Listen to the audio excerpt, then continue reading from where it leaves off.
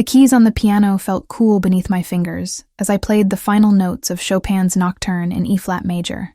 The applause was polite, subdued, the kind wealthy patrons offered when they weren't really listening. I'd been playing at the Onyx for 3 months now, 6 nights a week, and I'd learned that most people came here for the ambiance, not the music. The piano was just another piece of expensive furniture, like the leather booths and the crystal chandeliers that cast everything in a golden glow. I stood from the bench, smoothing down my simple gray dress, and made my way toward the small backstage area that served as a green room.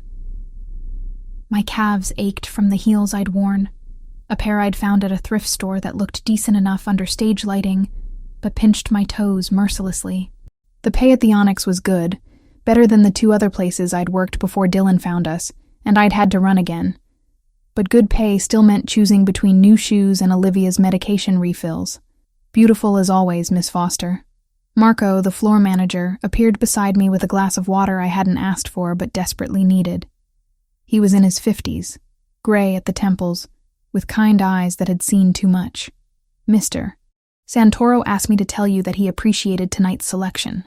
I took the water, grateful. Mr. Santoro was here? He's here most nights. Marco glanced toward the back of the lounge, where a private section sat elevated above the main floor, separated by frosted glass panels that allowed occupants to see out, but prevented anyone from seeing in. He owns the place, after all. I'd known that, of course. Everyone who worked at the Onyx knew Christopher Santoro owned it, along with 6 other establishments throughout Manhattan. What they didn't talk about openly was what else he owned, what other business he conducted in rooms with frosted glass and men who wore weapons under tailored jackets. Well, I'm glad he enjoyed it. I set the empty glass down and reached for my coat, a thin thing that wouldn't do much against the November cold waiting outside. You're not taking a car? Marco's question held concern. It's late. I always take the subway. I pulled on my coat, already calculating the route. Train to Queens, 15-minute walk to the apartment. Check on Olivia with Mrs. Park, the neighbor who watched her on nights I worked. Mrs. Park, who charged $20 a night. Money I could barely spare but had no choice about. Miss Foster. Marco lowered his voice, stepping closer. A woman alone at this hour, it's not safe. Mr. Santoro has drivers available for staff who work late shifts. I'm fine, Marco. Thank you. I slung my purse over my shoulder and headed for the service exit, the one that led to an alley instead of the main entrance where valets parked cars worth more than I'd earn in 5 years. The November air hit me like a slap. I pulled my coat tighter and walked quickly toward the subway station 3 blocks away, my breath forming small clouds in the cold. This was the part of the night I hated most. The walking alone through dark streets. The hypervigilance that never quite left me, even though I'd been in New York for 4 months, and Dylan hadn't found us yet. The apartment in Queens was silent when I finally pushed through the door at midnight. Mrs. Park met me in the narrow hallway, gathering her things. She had good night, Mrs. Park said in her accented English. Ate all her dinner, did homework, went to bed at 9. Any fever? I asked, handing her the $20 bill I'd folded into my pocket before leaving for work. No fever. She is good girl. Mrs. Park patted my arm with maternal affection that made my throat tight. You look tired, Megan. You work too much. I'm fine. The lie came easily now, worn smooth by repetition. Thank you for watching her. After Mrs. Park left, I locked the door, checked the lock twice, then wedged the rubber doorstop underneath for good measure. Habits from a life I was trying to leave behind but couldn't quite escape. I moved quietly through the apartment, checking on Olivia in her small bedroom. She slept curled on her side, blonde curls spread across the pillow, her breathing deep and even. The sight of her peaceful face made something in my chest ache. 7 years old. She should be worrying about homework and cartoons, not lupus flares and hospital visits. But life didn't care about should. I retreated to the bathroom, the only place in the apartment where I could close a door and know I wouldn't wake her. The shower was barely warm, the hot water heater in this building unreliable at best. But I stood under the spray anyway, letting it wash away the smell of expensive cologne and cigar smoke that always clung to me after a night at the Onyx. When I finally stepped out, I caught my reflection in the mirror, 29 years old, but the face looking back at me seemed older, tired. My mother's eyes stared back at me, the same blue that Olivia had inherited, but lined now with exhaustion that no amount of concealer could hide. That's when the tears came, as they did most nights, silent, shoulders shaking, one hand pressed against my mouth to muffle any sound. I cried for Olivia's illness, for the $8,000 hospital bill that had arrived yesterday, for the experimental treatment her doctor recommended that insurance wouldn't cover. I cried for the piano career I'd abandoned, for the conservatory degree gathering dust in a storage unit somewhere in Boston, for the life I'd imagined before Dylan and his fists and his threats. And I cried because I was so tired, and there was no end in sight, and I didn't know how much longer I could keep all the pieces from falling apart. When the tears finally stopped, I washed my face with cold water, dried it with a threadbare towel, and went to bed. Tomorrow I had 3 private piano lessons scheduled in the afternoon before my evening shift at the Onyx, and I was supposed to finish transcribing sheet music for an online seller who paid $2 per page. Sleep was a luxury I couldn't afford to waste. But sleep didn't come easily. I lay in the dark, listening to the sounds of the building settling, sirens in the distance, the couple upstairs arguing in muffled Spanish. My mind ran through numbers, the same calculation I did every night. Rent, $1,800. Utilities, $200. Groceries, $300 if I was careful. Olivia's medications, $400. Mrs. Park, $400 a month. Student loan payment, $250. The hospital bill, $8,000 I didn't have. The Onyx paid $1,200 a week. Private lessons brought in maybe $400. Sheet music transcription another $200 if I worked fast. It still wasn't close to enough, especially not with the experimental lupus treatment Dr. Reeves had mentioned, the one that cost $15,000 and might give Olivia a chance at remission. $15,000. I might as well have been asked to fly to the moon. My phone buzzed on the nightstand, the screen lighting up the dark room. Unknown number. My heart stuttered. Fear immediate and visceral. Dylan. It had to be Dylan. He'd found us somehow. And now he'd start with the messages, then the calls. Then he'd show up and I'd have to run again. Uproot Olivia again. Start over again in some new city with a new name and the same crushing exhaustion. But when I opened the message, it wasn't from Dylan. Your performance tonight was remarkable. The nocturne should always be played with feeling, not just technical precision. You understand that. C.S. Christopher Santoro. My employer had my personal number, and I had no memory of giving it to him. The realization should have frightened me. Should have sent up every red flag I'd learned to recognize after years with Dylan. Instead, I felt something else. Not quite relief, but close to it. Acknowledgement, maybe. Someone had actually listened to the music, not just heard it. I stared at the message for a long moment, then set the phone down without responding. Whatever this was, whatever attention I'd attracted from Christopher Santoro, it couldn't be anything good. Men with power were dangerous. I'd learned that lesson thoroughly, but as I finally drifted toward sleep, I couldn't quite shake the warmth that had bloomed in my chest at his words. Someone had listened. Someone had understood. It was a small thing, barely worth noting, yet I held on to it anyway, a tiny light in an otherwise overwhelming darkness. 3 days passed before I allowed myself to think about Christopher Santoro's message again. 3 days of the same exhausting routine. Wake at 6, make breakfast for Olivia, get her ready for school, take the subway to my first piano lesson in Manhattan, then the second, then the third, grab something cheap to eat, transcribe sheet music for 2 hours at a coffee shop where the Wi-Fi was free, then head to the Onyx for my evening shift. Play until midnight, take the subway home, check on Olivia, cry in the bathroom, sleep too little, repeat. On Thursday afternoon, between my second and third lesson, my phone rang. Dr. Reeves's office. My stomach dropped before I even answered. Miss Foster, this is Janet from Dr. Reeves's office. We have some concerns about Olivia's recent lab work. I stepped out of the coffee shop onto the sidewalk, pressing my free hand against my ear to block out the traffic noise. What kind of concerns? Her inflammation markers are elevated again, and her white blood cell count is dropping. Dr. Reeves would like to see Olivia today if possible. Or first thing tomorrow morning. Today. I checked the time. 2:15. I had a lesson at 3, then my shift at the Onyx started at 7. If I canceled the lesson, I'd lose $80. If I called in sick to the Onyx, I'd lose $175. $255 I couldn't afford to lose. But Olivia's white blood cell count was dropping.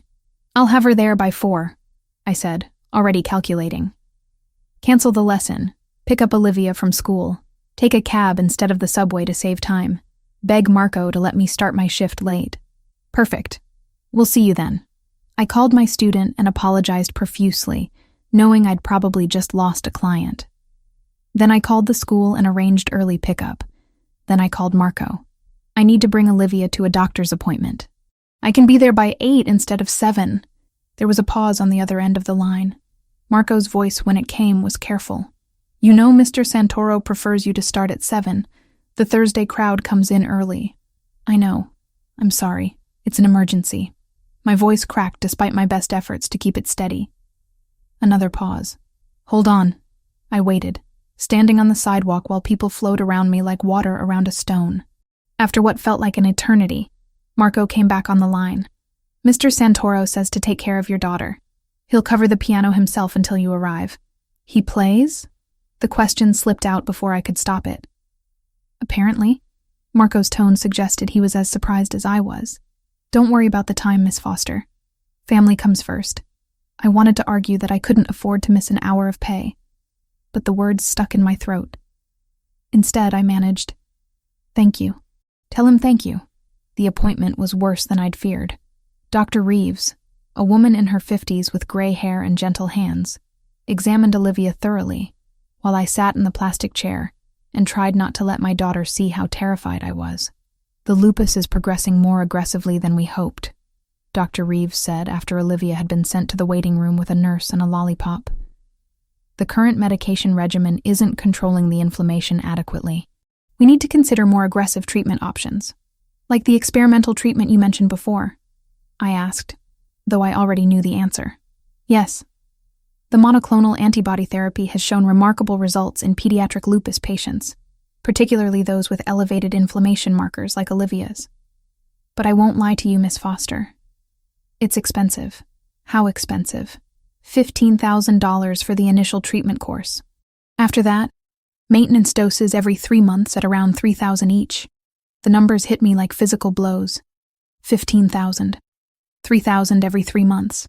$12,000 a year. Just for the experimental treatment, not counting her regular medications, doctor visits, lab work. How long before we need to make a decision? My voice sounded distant, like it belonged to someone else. 2 weeks, maybe 3. After that, we risk permanent organ damage, particularly to her kidneys. Dr. Reeves leaned forward, her expression sympathetic but firm. I know this is overwhelming. There are programs that might help with costs. Let me have my office manager give you some information.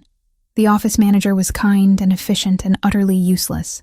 The programs she mentioned all had waiting lists of 6 months or more, or required income levels even lower than mine, or had already exhausted their funding for the year. I left the office with a folder full of pamphlets I'd never have time to read, and a prescription for a medication that would buy us a few more weeks at best. Olivia held my hand on the subway, unusually quiet. She knew something was wrong. 7 years old, and she'd already learned to read the tension in my shoulders, the tightness around my eyes. Are you sad, Mommy? She asked as we swayed with the movement of the train. Just tired, sweetheart. I squeezed her hand gently. But you're going to get better. I promise. It was a lie. I had no right to promise her anything when I couldn't even figure out how to pay for the treatment that might save her life. We stopped at the apartment long enough for me to get Olivia settled with Mrs. Park, who had agreed to come early after I'd texted her from the doctor's office. Then I was back on the subway, heading to Manhattan, to the Onyx, where I would play piano and pretend my world wasn't actively collapsing around me. I arrived at 7:45, slipping in through the service entrance and heading straight for the backstage area to drop off my coat and purse. The sound of piano music drifted from the main lounge. Classical technique, flawless execution, but somehow cold, missing the emotional depth that made music breathe. Marco found me before I could make it to the floor. "Mr. Santoro wants to see you in his office before you start your shift." My stomach knotted. Did I do something wrong? He didn't say. Just asked me to send you up when you arrived. Christopher Santoro's office was on the 3rd floor, accessible by a private elevator that required a keycard Marco provided. The doors opened onto a hallway with thick carpet that absorbed sound. Walls painted a deep charcoal gray, recessed lighting that cast everything in warm amber tones. A door at the end stood slightly ajar. I knocked anyway. "Come in." His office was larger than my entire apartment. Floor-to-ceiling windows overlooked the Manhattan skyline, now glittering with evening lights. A massive desk dominated one side of the room, all dark wood and clean lines. But Christopher wasn't behind it. He stood near the windows, hands in his pockets, watching the city below. He'd removed his suit jacket, and his white shirt was rolled up at the sleeves, revealing forearms corded with muscle. He turned when I entered, and I got my first clear look at him beyond fleeting glimpses across a crowded lounge. Late 30s, dark hair that looked like he'd run his hands through it recently. Strong jawline shadowed with precisely maintained stubble. His eyes were dark brown, almost black in the low lighting, and they fixed on me with an intensity that made my breath catch. "Miss Foster, thank you for coming." His voice was exactly as I remembered from the one time I'd heard him speak to a client. Low and controlled, with perfect diction that suggested expensive education. "Please, sit." He gestured to a leather chair positioned in front of his desk. I sat, acutely aware of my wrinkled dress, my hair that had come loose from its bun during the frantic afternoon, the exhaustion that must be written clearly across my face. Christopher moved to his desk, but didn't sit. He leaned against it instead, arms crossed over his chest, studying me in a way that should have been uncomfortable, but somehow wasn't. Like he was reading a complex piece of music, trying to understand every note. "Marco tells me your daughter had a medical emergency," he said. "Not an emergency exactly, just a checkup that couldn't wait. Is she all right?" The question, asked with what seemed like genuine concern, nearly undid me. I pressed my hands together in my lap, focusing on keeping my voice steady. "She has lupus. Juvenile onset. Today the doctor said the current treatment isn't working well enough. What does she need?" "A different treatment. More aggressive." I didn't mention the cost. That wasn't his concern, wasn't his problem. But Christopher's eyes narrowed slightly, like he'd heard what I didn't say. "And this treatment is expensive." It wasn't a question, but I answered anyway. "Yes." He was quiet for a moment, his gaze never leaving my face. Then he moved around the desk and opened a drawer, removing a slim folder. He set it on the desk between us. "I had my people look into your situation after I hired you," he said, and something in my chest went cold. "Standard background check for all employees. I hope you understand." I did understand. I also understood that no standard background check would have revealed the depth of my financial situation unless he'd gone looking specifically for it. "What did you find?" My voice came out harder than I intended. "That you're drowning." He said it bluntly, without pity, which somehow made it easier to hear. 3 jobs, barely covering expenses. Student loans from a conservatory degree you never got to use. An ex-husband who left you with debt he accrued. A sick child and medical bills that grow faster than you can pay them. Each fact landed like a stone in my stomach. He knew everything. The loans, Dylan. Probably even the amount in my checking account, which currently sat at $237. "Why are you telling me this?" I asked. Christopher opened the folder and removed a check, sliding it across the desk toward me. I didn't want to look at it. Looked anyway. $8,000. The exact amount of the outstanding hospital bill that had arrived 3 days ago. "I don't take charity," I said immediately, even as something desperate inside me reached for that check like a drowning person reaching for a lifeline. "It's not charity. It's a loan, an advance against your salary to be paid back over time through automatic deductions." His tone was businesslike, matter of fact. You'll also receive a raise, effective immediately, 25%. And I'm offering you a contract for private events, exclusive performances for my business associates. The pay is substantially higher than your current rate." I stared at him, trying to understand the angle, the trap I was walking into. Men like Christopher Santoro didn't offer help without expecting something in return. "What do you want from me?" Something flickered across his face. "Amusement, maybe, or respect. Your talent. Your time. Your discretion about what you see and hear at these private events. Nothing more. I find that hard to believe. Believe what you want." He leaned back against the desk again, arms crossed. "But your daughter needs treatment, and pride won't save her life. So you can accept my offer and give Olivia a chance, or you can refuse and continue drowning while convincing yourself you're maintaining your independence." The words were brutal in their accuracy. I wanted to argue, to tell him he had no right to judge my choices, to throw his check back in his face. But Olivia's face swam in my vision. Olivia, who deserved a childhood free from pain, who shouldn't have to grow up wondering if her mother's pride would cost her everything. "Why do you care?" I asked quietly. "You don't know me. You don't know Olivia. Why does this matter to you?" Christopher was silent for a long moment, his dark eyes unreadable. When he finally spoke, his voice was quieter than before. "Let's just say I have an appreciation for talent being wasted by circumstances beyond someone's control. Your music deserves to be heard properly, not drowned out by financial desperation. Consider this an investment in that talent." It was a non-answer, but it was all I was going to get. I looked at the check again, at those numbers that represented breathing room, that represented Olivia's treatment, that represented selling some measure of my independence to a man I didn't understand. "I'll want a contract," I said, "something that specifies exactly what's expected of me. The terms of repayment, all of it in writing." A hint of satisfaction crossed his features. "My lawyer will have something drawn up by tomorrow. In the meantime, take the check. Pay your bills. Get your daughter what she needs." I picked up the check with trembling fingers, folding it carefully and sliding it into my purse. The weight of it felt both liberating and terrifying. "Thank you," I managed. "Don't thank me yet." Christopher straightened, buttoning his cuffs with precise movements. "You haven't seen the kind of events you'll be playing for. They're not like the regular Onyx crowd." I understand. And I did, on some level. Whatever business Christopher Santoro conducted behind frosted glass panels, whatever deals were made over expensive whiskey and carefully worded conversations, I would witness it. And I would play piano through all of it, invisible and necessary in equal measure. "Good. Your first private event is tomorrow night. Marco will give you the details." He moved toward the door, then paused. "And Miss Foster? Your daughter is lucky to have someone who fights so hard for her."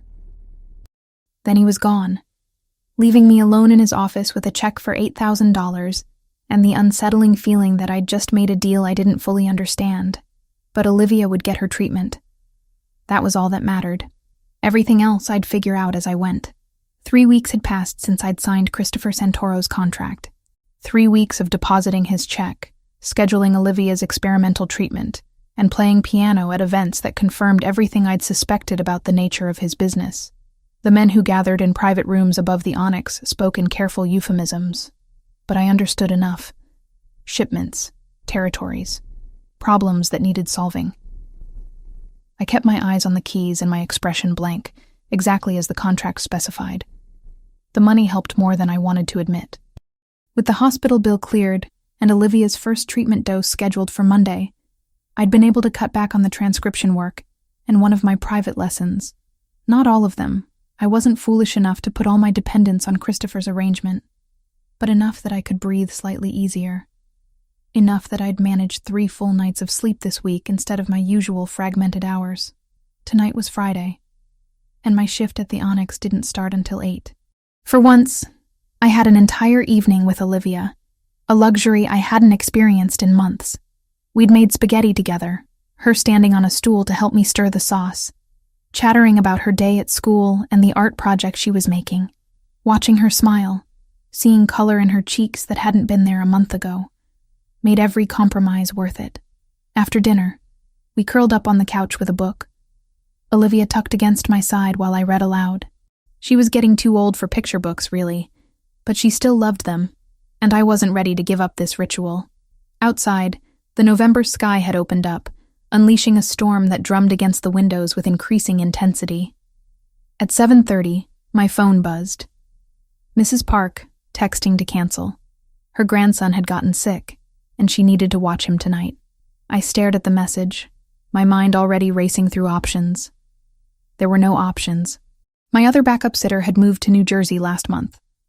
I didn't know my neighbors well enough to ask them to watch a 7-year-old for 5 hours. And I couldn't afford to miss my shift, not when next week's paycheck needed to cover rent and the upcoming maintenance dose of Olivia's medication. I called Marco, hoping for a miracle.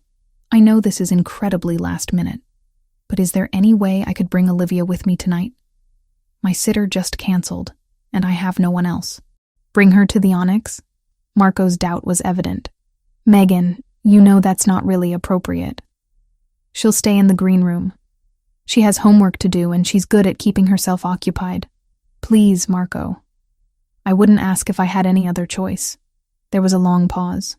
Let me check with Mr. Santoro. I waited, watching Olivia color at the kitchen table, completely oblivious to the panic tightening my chest. When Marco called back, his tone was carefully neutral. Mr. Santoro says it's fine for tonight, but she stays in the green room, and you'll need to keep the door locked from the inside. Relief flooded through me. Thank you. I promise she won't be any trouble. Olivia was delighted by the unexpected adventure. She chattered the entire subway ride about how she'd never been to Mommy's work before. Wasn't it exciting? Would there be other kids there? I didn't have the heart to explain that the Onyx wasn't the kind of place where children belonged, that I was breaking some unspoken rule by bringing her into Christopher Santoro's world. We arrived at 7:50. Marco met us at the service entrance, his expression softening when he saw Olivia in her pink jacket, clutching her backpack full of homework and coloring books. This must be the famous Olivia, he said, crouching down to her level. Your mom talks about you all the time. Olivia beamed. She does? All the time. You're a very special little girl. Marco straightened, gesturing toward the back hallway. Come on, I'll show you where you can set up. The green room was small but comfortable, with a worn sofa, a coffee table, and a mini fridge that hummed quietly in the corner. I helped Olivia spread out her homework on the table, made sure she had water and the granola bars I'd packed, and kissed the top of her head. I'll be right out there playing piano. If you need anything, you come find Marco, okay? Don't wander around by yourself. Okay, Mommy. She was already absorbed in her math worksheet, pencil moving carefully across the page. I locked the door from the inside as Marco had instructed, then made my way to the piano. The Friday crowd was just starting to arrive, well-dressed men and women who moved with the confidence of money and influence. I settled onto the bench and began to play, losing myself in Debussy's Clair de Lune. An hour passed, then 2. During my break, I checked on Olivia. She'd finished her homework and moved on to coloring, humming quietly to herself. Everything was fine, except at 10:30, when I glanced toward the green room during a piece. The door stood open. My hands fumbled the notes, and I had to recover quickly before anyone noticed. The door was definitely open, and Olivia was definitely not visible inside. Panic seized my throat. I forced myself to finish the song, then stood and walked as calmly as I could toward the back hallway. Marco intercepted me before I'd gone 10 steps. Your daughter isn't in the green room. I know, I saw. Where is she? My voice came out higher than intended. I don't know. I was helping the bartender with something, and when I came back to check on her, the door was open and she was gone. Marco's professional composure had cracked, revealing genuine worry beneath. I've got people looking, but we haven't found her yet. How long has she been missing? The room tilted slightly, and I grabbed Marco's arm to steady myself. 10 minutes, maybe 15. 15 minutes. Olivia had been wandering around the Onyx alone for 15 minutes. A bar frequented by criminals, by dangerous men, by people who wouldn't hesitate to use a child if they saw an advantage in it. I'd brought her here. I'd locked her in a room and left her alone, and now she was gone. I need to find her. I started toward the main lounge, but Marco caught my shoulder. Let security handle it. They know the building better than you do. She's my daughter. I pulled free, moving into the crowded lounge. The piano sat abandoned, and a few patrons glanced at me curiously, but I didn't care. I wove between tables, checking behind the bar, in the coat room, near the restrooms. Nothing. I was about to check the kitchen when I heard it. A child's voice, faint but unmistakable, coming from the direction of the private elevator, the one that led to Christopher's third-floor office. My heart stopped. I ran toward the sound, taking the stairs 2 at a time since I didn't have a key card for the elevator. The third-floor hallway was empty, except for 2 security guards who looked startled by my appearance. I didn't slow down, didn't explain, just pushed past them toward Christopher's office. The door was open. Inside, I could see Olivia standing near the massive desk, talking animatedly to someone I couldn't see from this angle. I burst through the door, ready to apologize, to grovel, to do whatever it took to keep Christopher from being angry about this intrusion. But the scene that greeted me stopped me cold. Christopher Santoro sat on the floor, actually sat on the expensive hardwood, his back against the front of his desk, his suit jacket discarded, his shirt sleeves rolled up. And beside him, cross-legged and gesturing with her hands as she spoke, was Olivia. They both looked up when I entered. Olivia's face lit up. "Mommy, look, I found Mr. Christopher. He was up here all alone and that's sad, so I came to keep him company." I couldn't form words. Christopher met my eyes, and I braced for anger, for coldness, for some indication that I'd crossed a line that couldn't be uncrossed.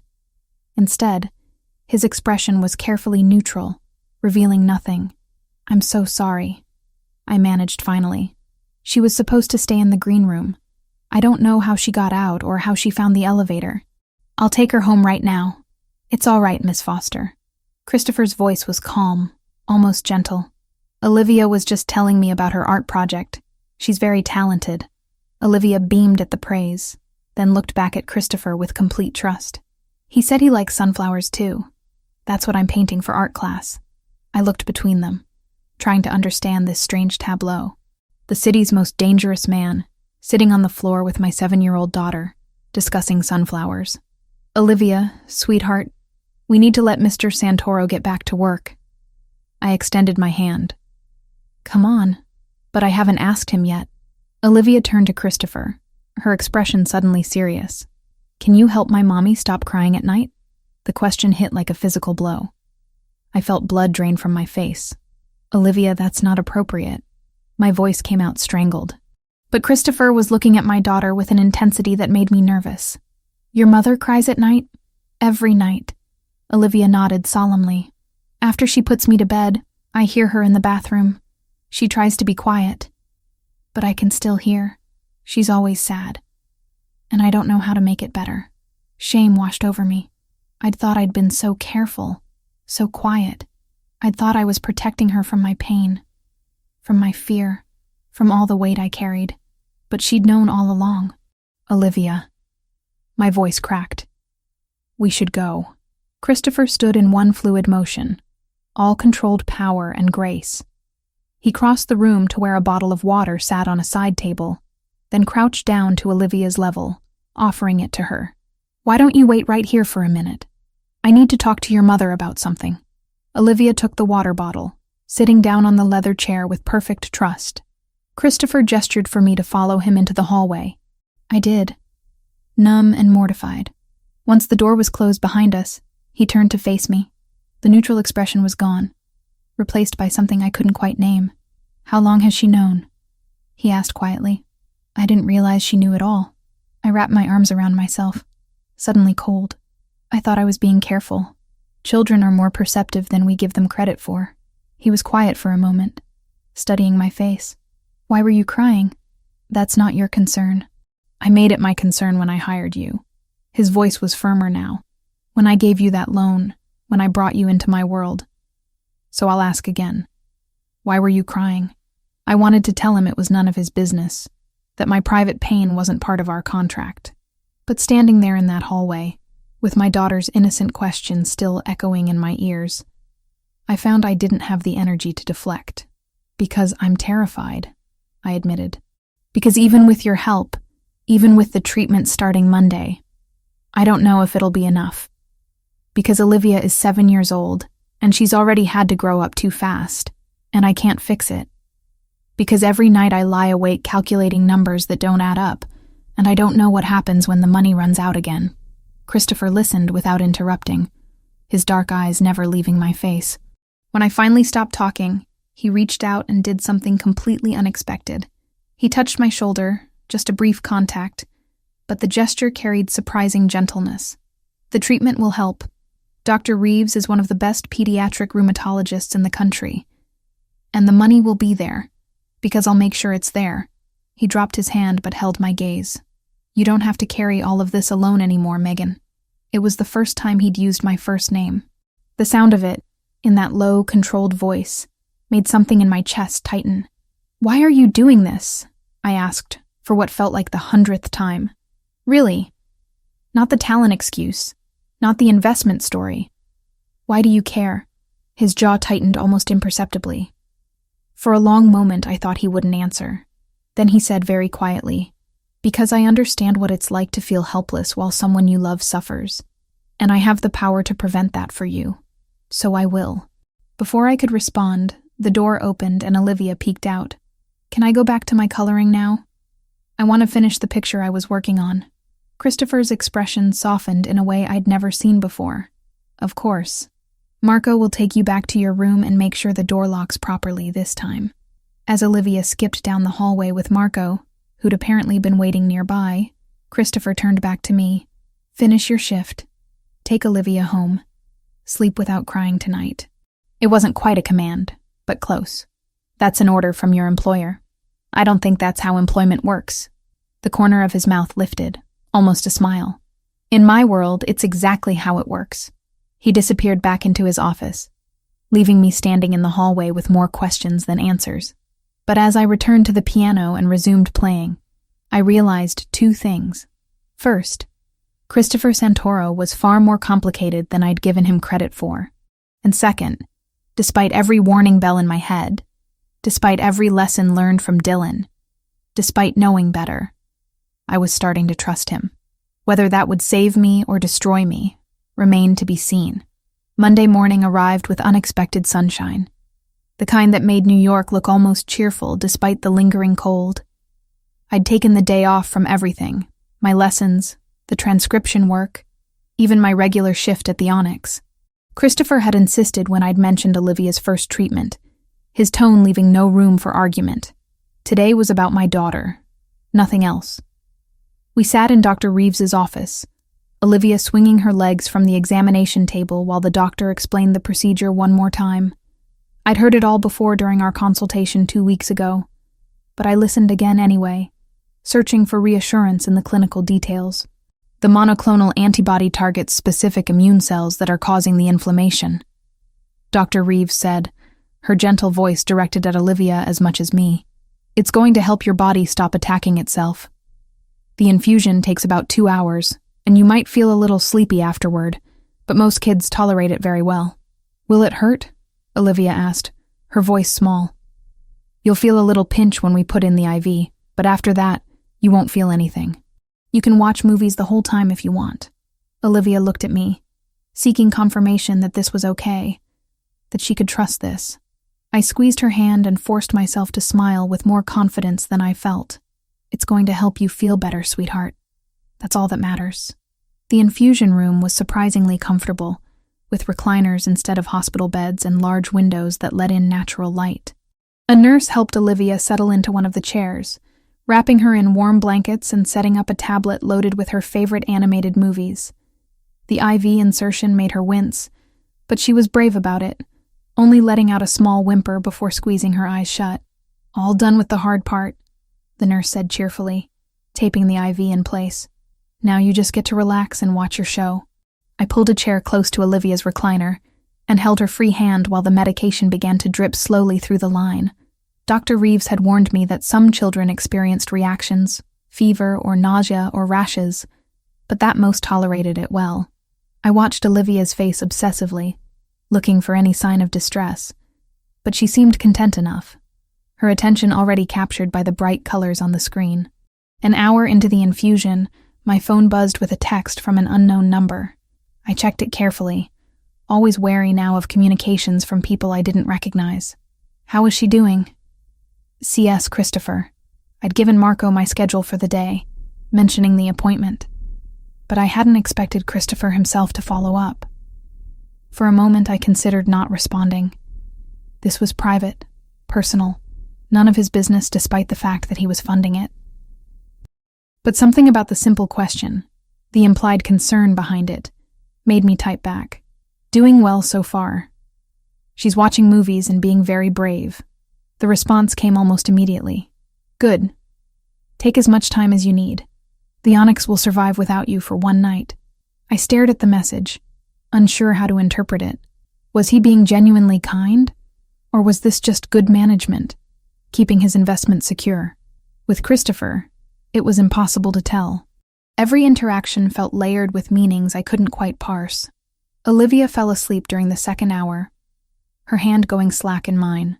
The nurse assured me this was normal, that the medication often made children drowsy. I sat and watched her breathe, her chest rising and falling in steady rhythm, and felt the tight knot of anxiety in my stomach begin to loosen slightly. She was here. She was receiving treatment. She had a chance. When the infusion finally finished, Dr. Reeves came to check on us. She examined Olivia thoroughly, took her vital signs, and nodded with satisfaction. Everything looks good. No signs of reaction. I want you to monitor her closely for the next 24 hours, especially for fever or unusual fatigue. But I'm optimistic. She turned to me, her expression warm. You did the right thing, pursuing this treatment. I know it wasn't an easy decision financially. I had help, I admitted, not wanting to take credit I didn't deserve. Well, whoever helped made it possible for your daughter to have a real shot at remission. That's not nothing. We took a cab home instead of the subway. Another luxury I'd allowed myself for today. Olivia dozed against my shoulder the entire ride, and I kept my arm around her, breathing in the familiar scent of her strawberry shampoo. By the time we reached our building, she was awake again and asking about dinner. How about I make your favorite? Grilled cheese and tomato soup. Can we add the fancy cheese you got last time? Olivia asked hopefully. We can add whatever cheese you want. That evening, after Olivia had eaten and we'd settled on the couch for a movie, my phone rang. Not a text this time, but an actual call. Christopher's name appeared on the screen. I hesitated, then answered. Hello. How is she? His voice was quieter than usual, less commanding. Sleeping soundly. The infusion went well. No complications. I kept my voice low, not wanting to wake Olivia, who was curled against me. Good. A pause. I need to speak with you about something. Not tonight. You should rest. But soon. My stomach tightened. What is it? Nothing bad, he said quickly, reading my tension. A proposition. But it needs to be discussed in person, where we can't be overheard. Christopher, if this is about renegotiating the contract, I'm not sure I can handle more obligations right now. It's not about the contract. It's about your safety, yours and Olivia's. His tone had shifted, become more serious. I received some information today that concerns me. Information about your ex-husband. Ice flooded my veins. Dylan? What about him? Not over the phone. Can you come to my office tomorrow evening? Bring Olivia if you need to. I'll make sure she's entertained. I wanted to demand answers immediately, to know what information he'd received and why it concerned my safety. But I also recognized the wisdom in his caution. Phone calls could be intercepted, recorded, overheard. What time? 6. Marco will make sure you can come straight up. After we hung up, I sat in the dark apartment with Olivia warm against my side and tried to quell the rising panic. Dylan. I'd been so careful, had covered my tracks when I left Boston, had used cash for the security deposit on this apartment, had kept my phone number unlisted. How had he found us? And more importantly, what did Christopher know about it? Sleep eluded me that night despite Christopher's earlier order. I lay awake running through scenarios, each more frightening than the last. Dylan showing up at Olivia's school. Dylan waiting outside the Onyx. Dylan breaking into our apartment while we slept. I'd left him because his controlling behavior had escalated into something darker, something that made me fear for my safety and Olivia's. The final straw had been the night he'd grabbed my arm hard enough to leave bruises, screaming about money I'd spent on Olivia's medication without asking his permission first. I'd packed our things the next day while he was at work and disappeared, 4 months ago, and I'd thought we were safe. Apparently I'd been wrong. Tuesday evening, I dressed Olivia in her favorite purple sweater and took her with me to the Onyx as Christopher had suggested. Marco met us at the service entrance, his expression carefully neutral, but his eyes concerned. "Mr. Santoro is expecting you." "I'll take Olivia to the green room. We've set up some new art supplies for her." "I get new art supplies?" Olivia's face lit up, momentarily dispelling my anxiety. "Mr. Santoro thought you might like them," Marco said, smiling at her enthusiasm. I watched them disappear down the hallway, then took the elevator to the 3rd floor. My hands were trembling slightly as I walked toward Christopher's office. The door stood open, and he was waiting inside, standing by the windows as he often seemed to do. He turned when I entered, and I was struck again by the controlled intensity he carried with him. He'd removed his suit jacket and loosened his tie, the first time I'd seen him looking even slightly casual. "Thank you for coming." He gestured to the sitting area, 2 leather chairs positioned near a low table. "Please, sit." I sat, my spine rigid with tension. "What information did you receive about Dylan?" Christopher settled into the chair across from me, his posture relaxed but his expression serious. "My people keep tabs on certain individuals who might pose a threat to my business or my associates. You became an associate when you signed my contract. As part of that, I had them run periodic checks on your ex-husband, just to ensure he wasn't becoming a problem. And he's become a problem." It wasn't a question. He's been making inquiries. Discreet ones, but inquiries nonetheless. He hired a private investigator 2 weeks ago, someone with a reputation for finding people who don't want to be found. The investigator tracked you to New York and has been narrowing down the area. It's only a matter of time before he pinpoints this neighborhood. The room tilted slightly. "How much time?" "A week. Maybe 2 if we're lucky." I stood up abruptly, needing to move, to do something with the fear coursing through me. "I have to leave.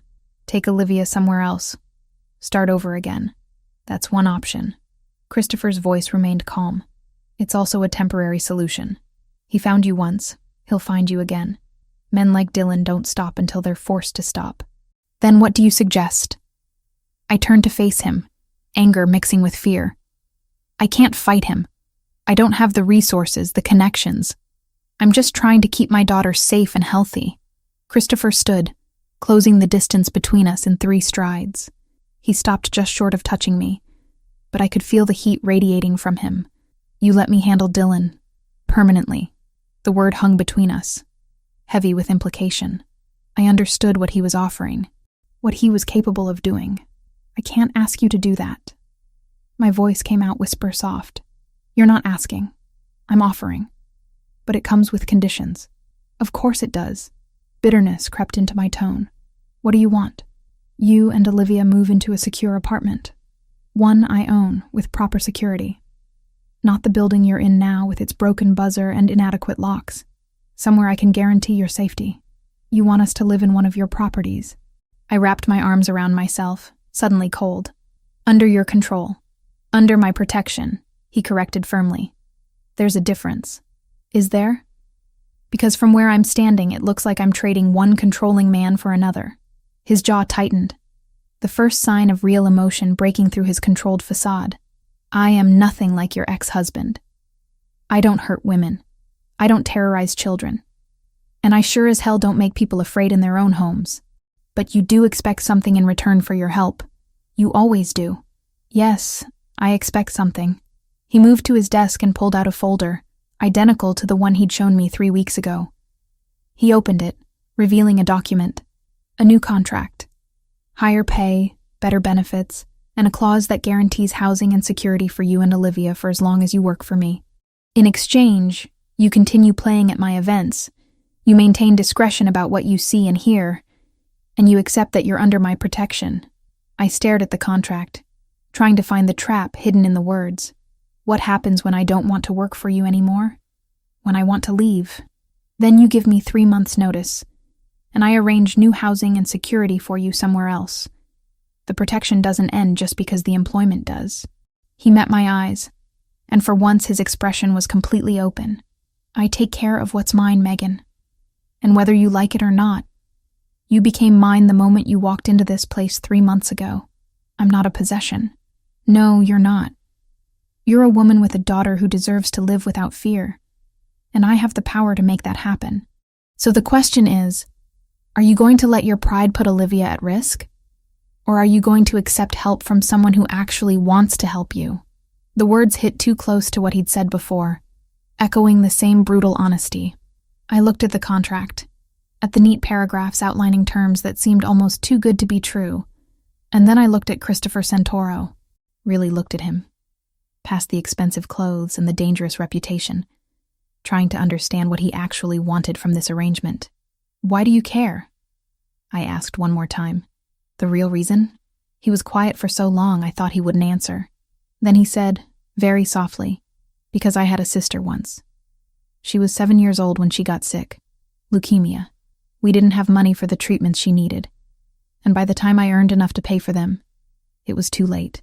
She died at 8 years old, and I've spent every day since then making sure I never feel that helpless again." The confession hit me like a physical blow. I saw the pain behind his carefully controlled expression, the old grief he carried, and suddenly everything made sense. The immediate interest in my situation, the assistance with Olivia's treatment, the fierce protectiveness that seemed out of proportion to our professional relationship. "I'm sorry," I whispered. "I'm so sorry that happened to you. Don't be sorry. Just let me help you the way I couldn't help her." He picked up a pen and held it out to me. "Sign the contract, Megan. Let me take care of this problem so you can focus on Olivia getting better." I took the pen with trembling fingers. Every warning bell in my head was screaming that this was a mistake, that accepting this much help from someone like Christopher Santoro would bind me to him in ways I couldn't predict. But I thought about Dylan hiring investigators, about the inevitability of him finding us, about what would happen when he did, and I thought about Olivia, who deserved a childhood free from fear and illness both. I signed my name at the bottom of the contract. Christopher took the document, his expression revealing nothing, but his eyes held something that might have been relief. "I'll have the apartment ready by tomorrow. Marco will arrange the move. You don't have to do anything except pack what you want to keep." "What are you going to do about Dylan?" I had to know, even if the answer terrified me. "What needs to be done? He won't hurt you again. That's all you need to know." It should have horrified me, the casual way he spoke about eliminating a threat, but all I felt was exhausted relief. Someone else was carrying the weight for once. Someone stronger, more capable, more willing to do what was necessary. "Thank you," I said quietly. Christopher stepped closer, reaching out to touch my shoulder the way he had days before. "You don't have to thank me. Just keep playing piano and take care of your daughter. Everything else is handled." When I collected Olivia from the green room an hour later, she was covered in paint and grinning from ear to ear. She chattered the entire cab ride home about the art supplies Mr. Christopher had given her, about how nice Marco was, about how the Onyx was becoming her favorite place. I held her close and wondered what I'd just agreed to, what consequences would unfold from signing that contract. But for tonight, with my daughter safe and happy in my arms, I chose not to worry about the future. Tomorrow would come soon enough, with all its complications and promises. Tonight, I just held on to what mattered most. 2 months had passed since Olivia's first treatment, and the change in her was nothing short of miraculous. The constant fatigue that had shadowed her for over a year had lifted. She had energy to run and play after school, to stay awake past 8 o'clock, to be a normal 7-year-old. Dr. Reeves was cautiously optimistic, her inflammation markers dropping with each blood test, the medication doing exactly what it was supposed to do. The apartment Christopher had moved us into was in a completely different world from our previous place in Queens. Upper West Side, 23rd floor, with floor-to-ceiling windows that offered views of Central Park.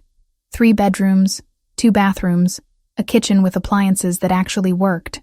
Olivia had her own room for the first time in her life, painted a soft lavender at her request, filled with the art supplies Christopher kept providing despite my protests. Security was discreet but omnipresent. A doorman who knew our names and faces, cameras in every hallway, a building manager who Christopher clearly had an understanding with. I'd met 2 of the other residents, both polite but distant, the kind of people who respected privacy because they valued their own. Living here should have felt like victory, like we'd finally caught a break. Instead, I felt increasingly like I was inhabiting someone else's life. The furniture was beautiful but not mine. The view was stunning, but not earned. Even the safety felt borrowed, dependent on Christopher's continued goodwill. I'd kept my remaining private piano lesson, the one with Mrs. Hartley on Thursday afternoons. She was 72, partially blind, and still played with more passion than most conservatory students. I needed that lesson for myself, needed one piece of my professional life that existed outside Christopher's influence. The transcription work I'd stopped entirely. There simply wasn't time with my expanded schedule at the Onyx. The private events Christopher hired me for had increased in frequency. 2 or 3 times a week now, I'd play in rooms full of dangerous men conducting dangerous business. I'd learned to recognize the hierarchies, the power dynamics, the subtle threats disguised as friendly conversation. And I'd learned that Christopher commanded respect that bordered on fear, even among people who weren't easily intimidated. Tonight was one of those private events, held in a different venue entirely. Christopher owned a restaurant in Tribeca called Luciano's, and twice a month he hosted dinners there for what Marco carefully termed international business associates. I'd been playing at these dinners for the past month, positioned near enough to provide ambiance but far enough to seem invisible. Marco had picked me up at 6, as had become routine. Olivia was with a new babysitter, a woman named Sarah, who Christopher's people had apparently vetted extensively. Sarah was in her 40s, former nurse, lived 2 floors down in our building.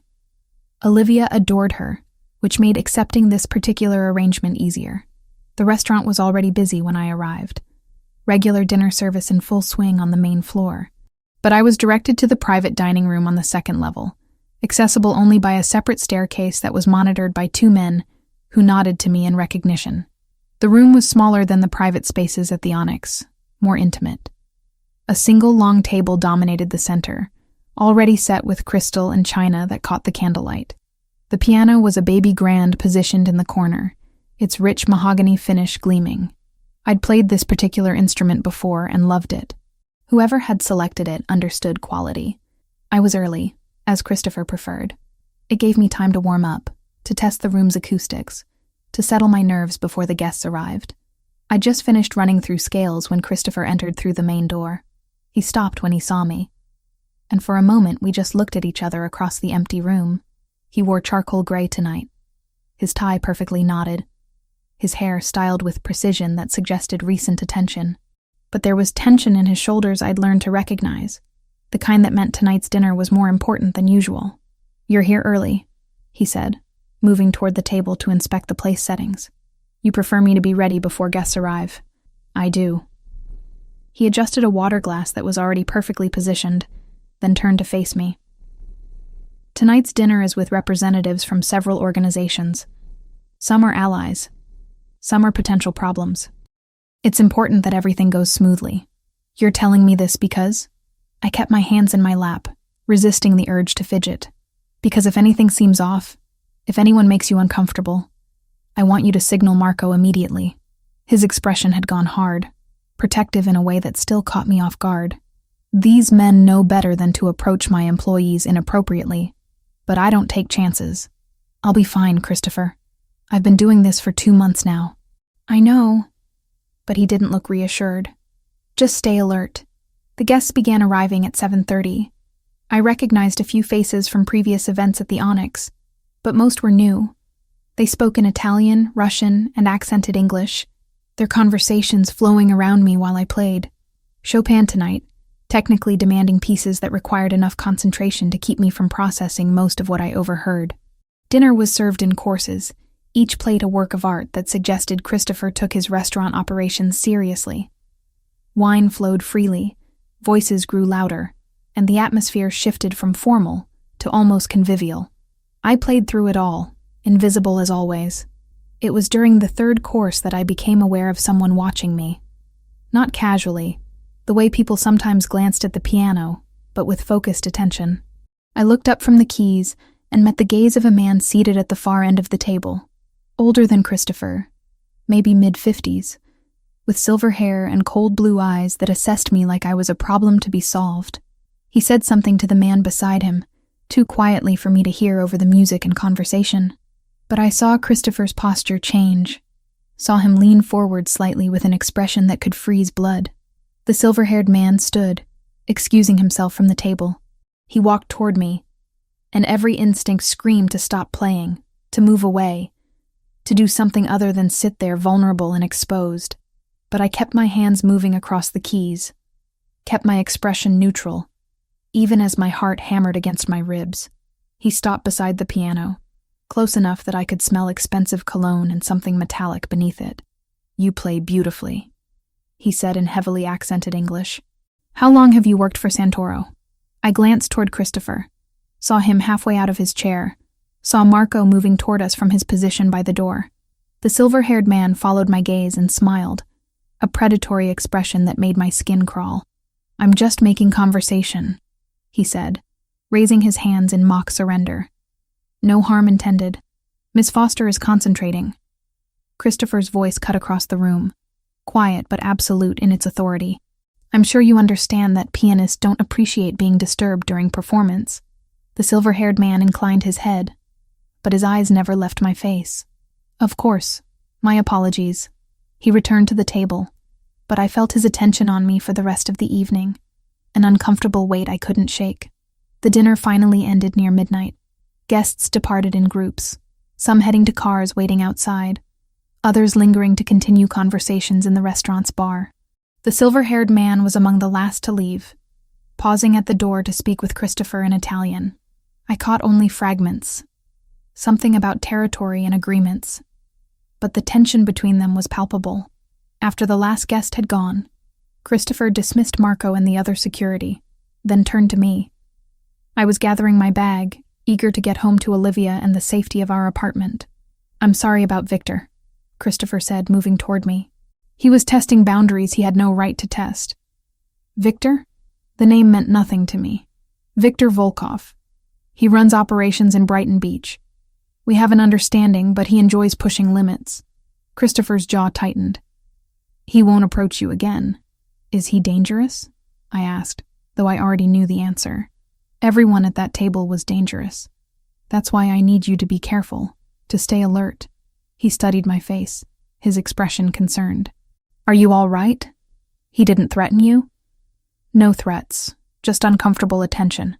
I shouldered my bag, suddenly exhausted. Is this what the job is now? Playing piano while dangerous men decide whether or not to respect your rules? This is what the job has always been. You've just become more visible.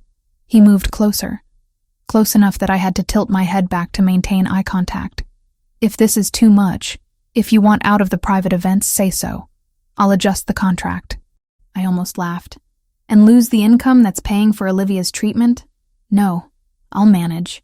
"Megan." He said my name like it cost him something. "The treatment is covered regardless of whether you work private events. I told you, I take care of what's mine. I'm not yours." The protest came automatically, but even as I said it, I wondered if it was true. I lived in his apartment, earned my living from his businesses, relied on his protection. How much of my life belonged to me anymore? "Aren't you?" He reached out and tucked a strand of hair behind my ear, the gesture surprisingly gentle. "You signed a contract that says otherwise. That contract is about employment, not ownership. Tell yourself that if it makes you feel better." His hand lingered near my face, thumb brushing against my cheekbone. But we both know this stopped being just business weeks ago. My breath caught. He was right. Had been right for a while now. The way I found myself thinking about him during quiet moments. The way my pulse quickened when he entered a room. The way I trusted him despite every lesson learned from Dylan. This had become personal, complicated, dangerous in ways that had nothing to do with criminal enterprises. "Christopher," I meant it as a warning, as a reminder of all the reasons this was a terrible idea, but his name came out softer than intended, almost an invitation. He leaned down, giving me time to pull away, to protest, to remind him of the power imbalance between us. I did none of those things. His lips touched mine, gentle at first. Testing. Then deeper, his hand sliding into my hair, his other arm pulling me close. I responded without thinking, my hands finding the lapels of his jacket, holding him to me. The kiss was nothing like Dylan's had been. Dylan's kisses had always carried demands, expectations, the implicit threat of consequences if I didn't respond correctly. Christopher kissed me like he was learning me, memorizing the taste and feel of me, giving as much as he took. When we finally broke apart, I was breathless and trembling. Christopher rested his forehead against mine, his breathing as uneven as my own. "This is a mistake," I whispered. "Probably." He didn't move away. "Does it feel like a mistake?" It didn't. That was the problem. Being in Christopher's arms felt safe and dangerous and absolutely right, all at the same time. But mixing business with personal attachment never ended well, and I had Olivia to think about. Responsibilities that went beyond my own wants. "I need to get home," I said, forcing myself to step back. "Sarah's probably wondering where I am." Christopher let me go, but his eyes held promise of unfinished conversation. "Marco's waiting to drive you. I'll see you tomorrow night at the Onyx." "Tomorrow night," I agreed, then fled before I could change my mind and return to his arms. In the car, I pressed my fingers to my lips, still feeling the pressure of his kiss.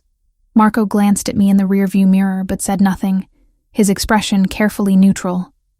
He'd probably seen this pattern before, women who got involved with Christopher Santoro and paid prices I couldn't yet imagine. But as we drove through Manhattan's late-night streets, I couldn't bring myself to regret what had happened. For the first time in months, maybe years, I felt something other than fear and exhaustion. I felt alive, wanted, seen. Whatever consequences came from this, I'd face them when they arrived. For tonight, I'd allow myself this one moment of happiness, this one taste of something that might be dangerous but felt remarkably like hope. The call came on a Wednesday afternoon, 3 weeks after Christopher and I had kissed in the private dining room at Luciano's. We hadn't discussed what had happened, hadn't repeated it, but the awareness hummed between us constantly now. Every glance carried weight. Every accidental touch sparked electricity. I was at Mrs. Hartley's apartment for our weekly lesson when my phone vibrated insistently in my bag. I ignored it the first time, focused on demonstrating a particularly tricky fingering technique.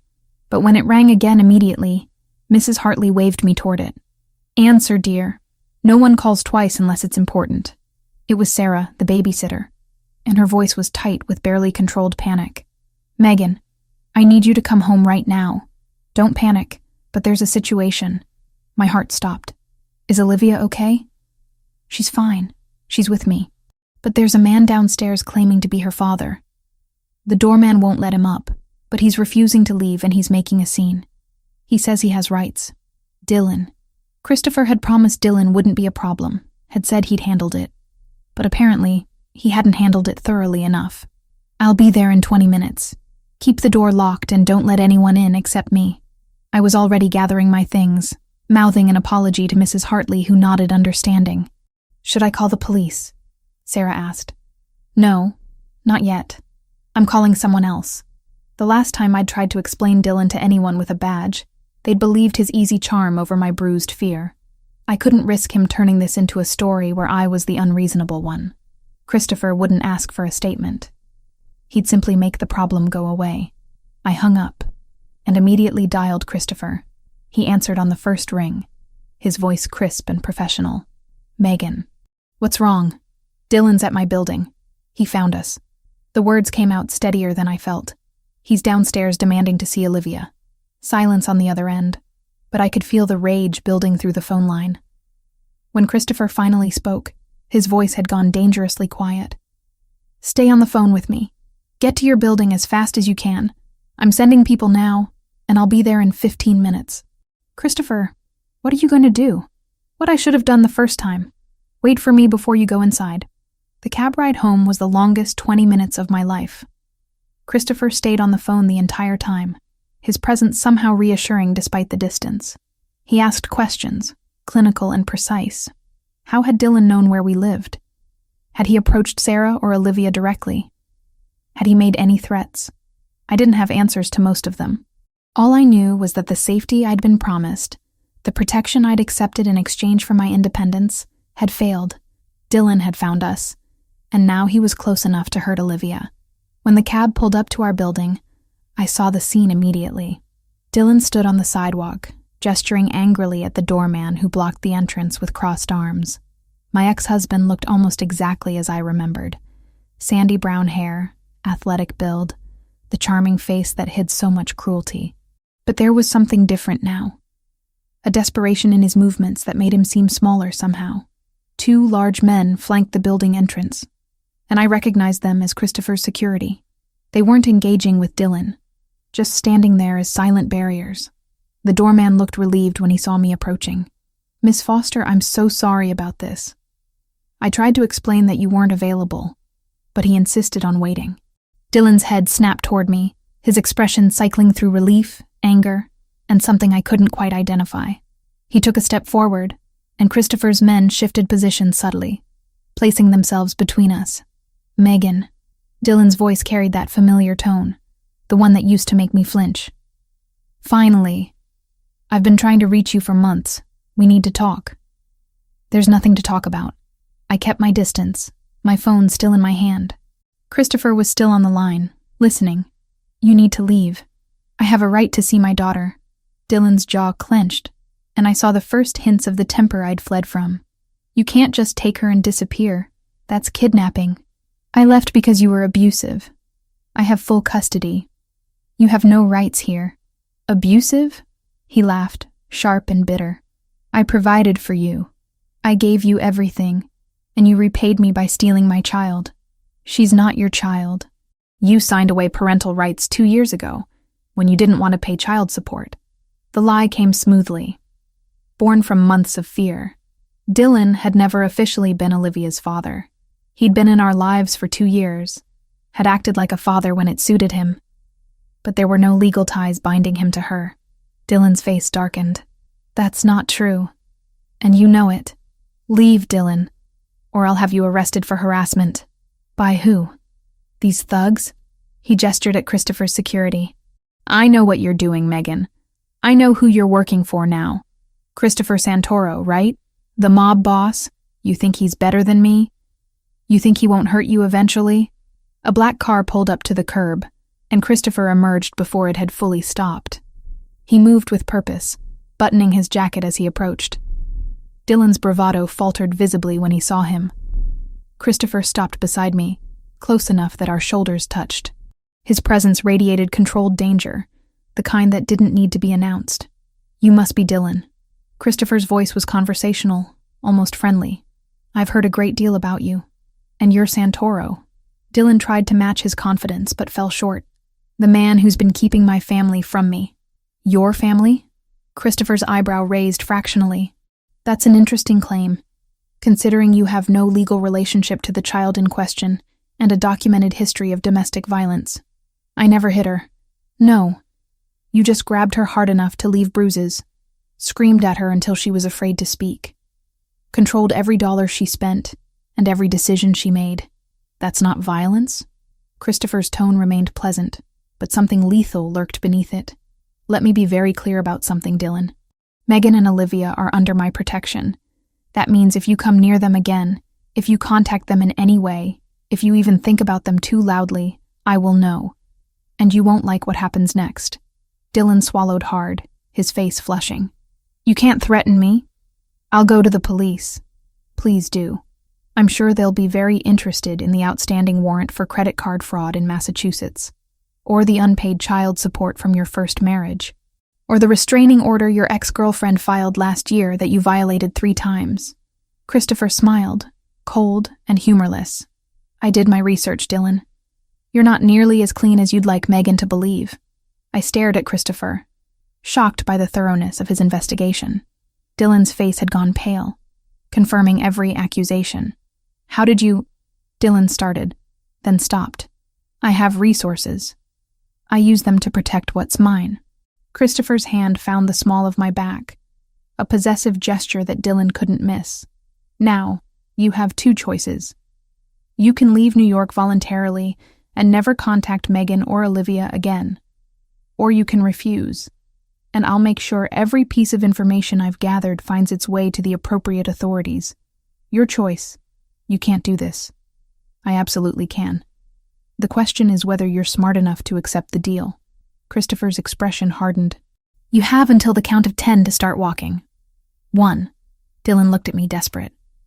Megan, please. You can't let him do this. 2. I just want to talk to you. That's all. Just 5 minutes. 3. I met Dylan's gaze and felt nothing. No sympathy, no guilt, no lingering attachment, just cold certainty that he needed to be gone. You should leave, I said quietly, while you still can. 4. Dylan backed away, his hands raised. This isn't over. You can't keep me away forever. 5. Christopher's men stepped forward. Dylan finally broke, turning and half running down the sidewalk toward the subway station. We watched him disappear around the corner, and only then did Christopher lower his count. He'll be gone by tonight, Christopher said, his voice returning to normal. I'm having him escorted to the bus station with a one-way ticket to Ohio. If he comes back, he'll regret it. I turned to face him fully. How did you know all that about him? The warrant? The ex-girlfriend? I told you I had people looking into him. They're thorough. He studied my face, concern replacing the cold efficiency he'd shown Dylan. Are you all right? I don't know. My hands were shaking now that the adrenaline was fading. I thought you'd handled this already. You said he wouldn't be a problem. I thought I had. His investigator found a lead I didn't anticipate. Christopher's jaw tightened. It won't happen again.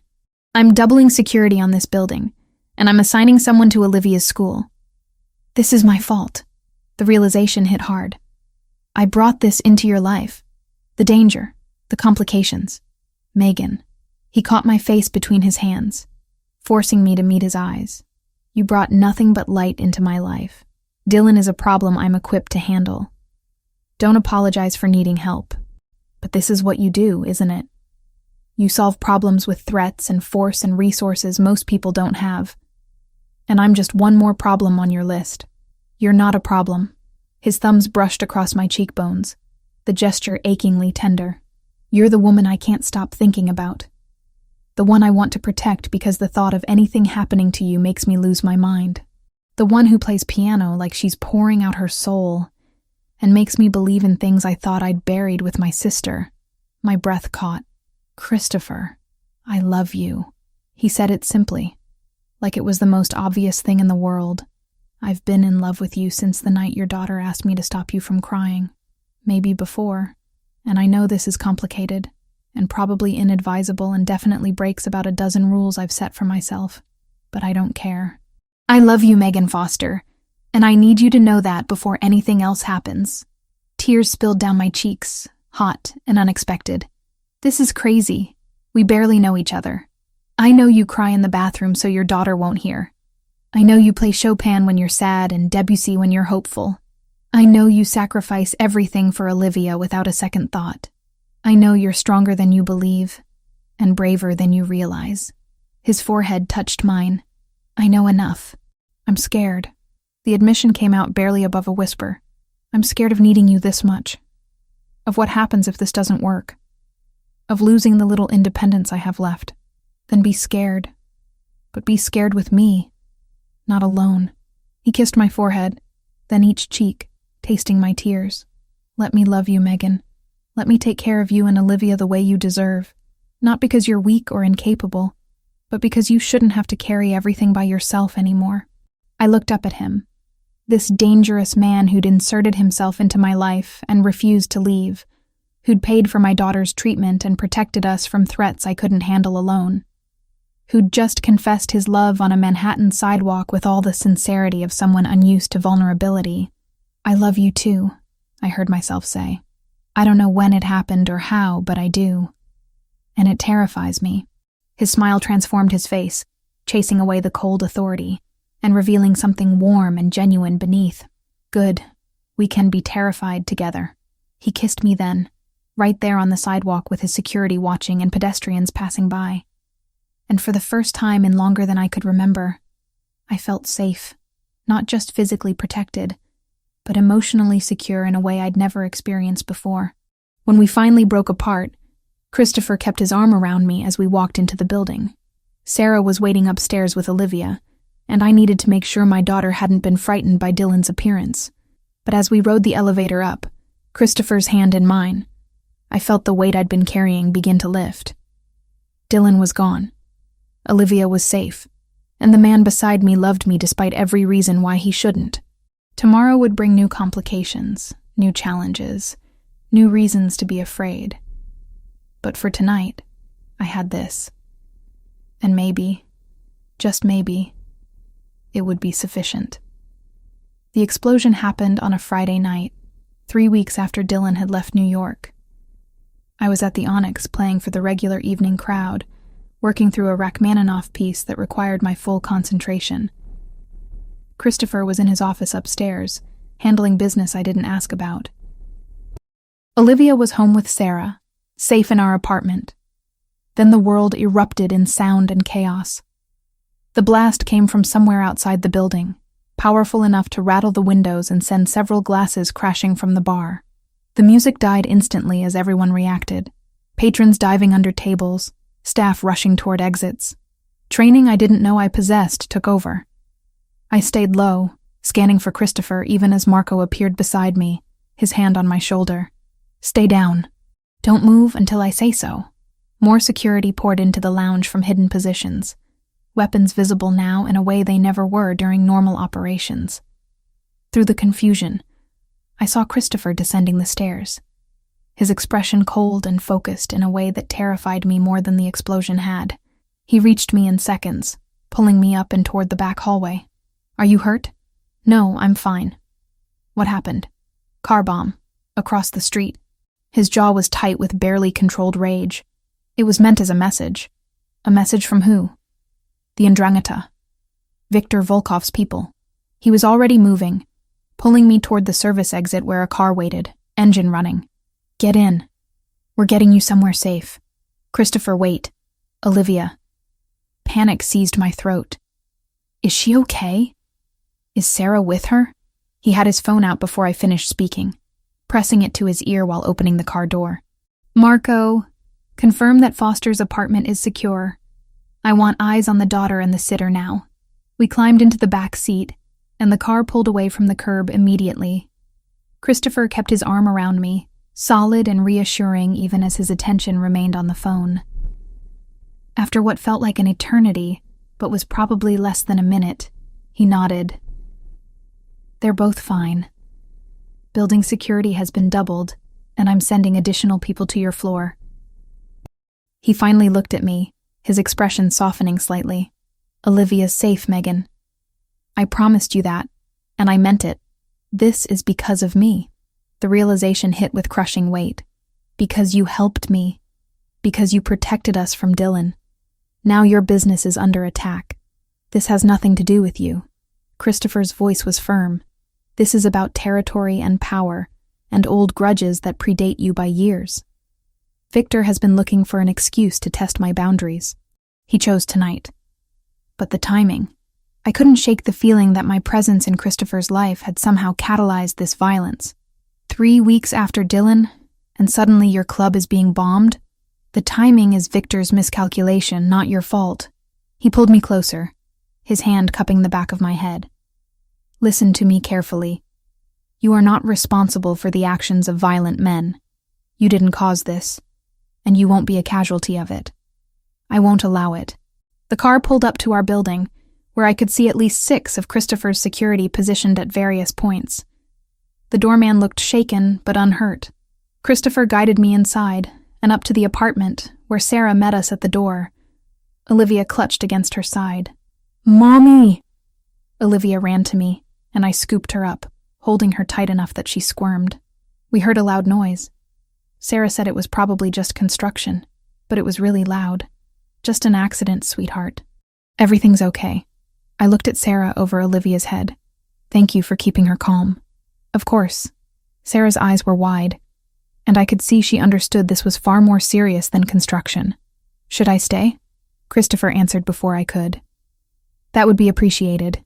I need to speak with Megan privately." After getting Olivia settled in her room with a movie, and reassuring her that everything was fine, I joined Christopher in the kitchen. He stood by the window, phone in hand, speaking rapid Italian to someone on the other end. When he saw me, he ended the call. I need you and Olivia to leave the city for a few days. Maybe a week. His tone left no room for argument. I have a house upstate, completely secure, staffed with people I trust. You'll be safe there while I handle this situation. Handle it how? I crossed my arms, fear turning into anger. By escalating? By doing whatever you're planning that will get more people hurt? By doing what's necessary to ensure Victor understands that attacking my interests has consequences? His expression had gone hard again, the warmth from earlier buried beneath layers of cold calculation. This isn't negotiable, Megan. You and Olivia leave tomorrow morning. You're sending us away so you can start a war. I'm sending you away so you won't be caught in the crossfire of a war that's already started. He moved toward me, his hands finding my shoulders. Do you understand what that car bomb means? It means Victor knows how important you are to me. It means he sees you as leverage, as a weakness he can exploit. And I will not give him that opportunity. So I'm a liability now. Bitterness crept into my voice. Something that needs to be hidden away while you handle business. You're the woman I love, and I will do whatever it takes to keep you safe, even if that means keeping you away from me for a while. His fingers tightened slightly on my shoulders. I've already lost my sister to circumstances I couldn't control. I won't lose you to circumstances I can control. The raw pain in his voice made my anger deflate. I reached up and covered his hands with mine. What are you going to do? I asked quietly. What I should have done the first time Victor disrespected my territory. I'm going to remind him why people fear the Santoro name. He pulled me against his chest, his arms wrapping around me. But I need to know you're safe first. Please, Megan, go upstate. Give me a week to resolve this. I thought about Olivia, about the life we'd built here, about the treatment schedule that couldn't be interrupted. She has a doctor's appointment on Tuesday. Her second treatment dose. I'll arrange for Dr. Reeves to meet you at the house. The treatment can happen there. He pulled back enough to see my face. I've thought of everything. All you have to do is say yes. What choice did I really have? Stay here and risk Olivia being caught in whatever violence Christopher was planning. Pretend that car bomb was an isolated incident that wouldn't be followed by something worse. I'd learned enough about this world to know that attacks like tonight's didn't end with a single explosion. They escalated, and they targeted whoever seemed most vulnerable. 1 week, I agreed finally. But you stay in contact. I want to know you're all right. I promise. He kissed me, hard and desperate, like he was memorizing the taste of me. I love you. Remember that, no matter what you hear over the next few days. The implication in those words sent ice through my veins. Christopher, what are you planning? Nothing you need to know the details of. He released me and stepped back, his expression closing off. Pack what you and Olivia need. The car will be here at 6 tomorrow morning. Sarah will go with you if you want the company. That night, I lay awake listening to Olivia breathe in the next room, and Christopher move around the apartment making phone calls in Italian that I tried not to translate. When he finally came to bed near 3 a.m, I held him tight, feeling the tension in every muscle. Don't get yourself killed, I whispered into the darkness. That's not the plan. His hand stroked through my hair, soothing. Sleep, love. Tomorrow will be easier than tonight. He was wrong about that. Tomorrow was worse, because it meant leaving him behind to face whatever consequences came from declaring war on the Ndrangheta. But I didn't argue. I packed our things, got Olivia ready with promises of a surprise vacation, and climbed into the black SUV that waited at exactly 6 o'clock. Christopher kissed me goodbye in the lobby, in front of his security and the doorman and anyone who might be watching. A claiming kiss, possessive and public, that marked me as his in a way that couldn't be misunderstood. 1 week, he said against my lips. Then I'm bringing you home. The drive upstate took 3 hours. The house Christopher had mentioned turned out to be a compound, nestled in the Catskills with views of mountains and forests that seemed impossibly far from Manhattan's chaos. Staff greeted us warmly, showing us to rooms that were comfortable without being ostentatious. Olivia was delighted by the change of scenery, running through rooms and exploring with Sarah trailing behind her. I stood at the window of my assigned bedroom and stared at the trees, wondering what Christopher was doing right now. Planning? Meeting with associates? Preparing for violence I couldn't even imagine? My phone buzzed with a text. You made it safely? Yes, the house is beautiful. Olivia loves it. Good. I'll call when I can. Don't worry. Don't worry. As if that was possible when the man I loved was about to do something that might get him killed or imprisoned or worse.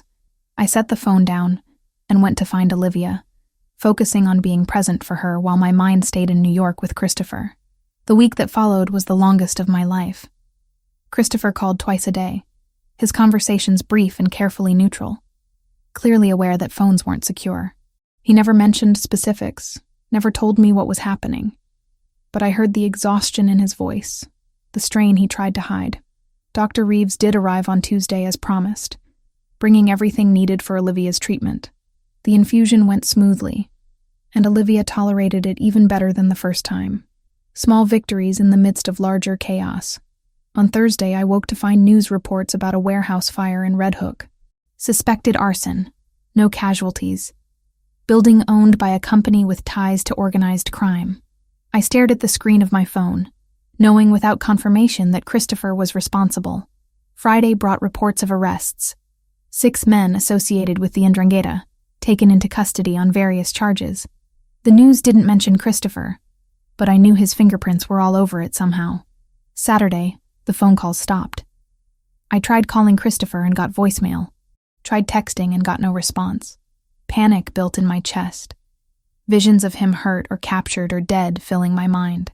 Marco wouldn't answer either. The security at the compound assured me everything was fine, that silence was expected during certain operations, but their reassurances did nothing to calm my fear. Sunday morning, a car pulled up the drive. Christopher emerged, looking exhausted but whole, and relief hit me so hard I nearly collapsed. I ran to him, and he caught me, holding on like he'd been drowning and I was air. "It's over," he said into my hair. "Victor and his lieutenants have been neutralized. The Ndrangheta is pulling back from New York. You can come home." I pulled back to look at his face, searching for signs of injury. "Are you hurt?" "No. Tired, but not hurt." He cupped my face gently. "I kept my promise. I handled it. And now you're safe. What did you do?" I needed to know. Needed to understand what he'd sacrificed to protect us. What needed to be done. His expression was carefully controlled.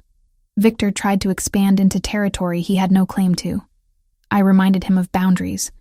We reached an understanding. The careful phrasing told me everything I needed to know. Blood had been spilled, though Christopher had been careful to keep his own hands clean enough to avoid legal consequences. Men had been hurt, or killed, or driven from the city. And he'd done it all to keep Olivia and me safe. "Thank you," I said quietly, knowing the words were inadequate but needing to say them anyway. "You don't thank me for this." His voice was rough. "You never thank me for violence, even when it's necessary." But I did thank him, in the way I held him, in the way I kissed him when Olivia wasn't looking, in the way I chose to stay despite knowing exactly what kind of man he was and what he was capable of, because love didn't exist in neat categories. It didn't separate the good from the bad, the acceptable from the unconscionable. It simply existed, messy and complicated and necessary, binding us together through choices both of us would have to live with. We went home that afternoon, back to Manhattan and the life we'd built together. And if I woke sometimes in the night thinking about car bombs and warehouse fires, Christopher was there to hold me until the fear passed. 1 week had changed everything and nothing.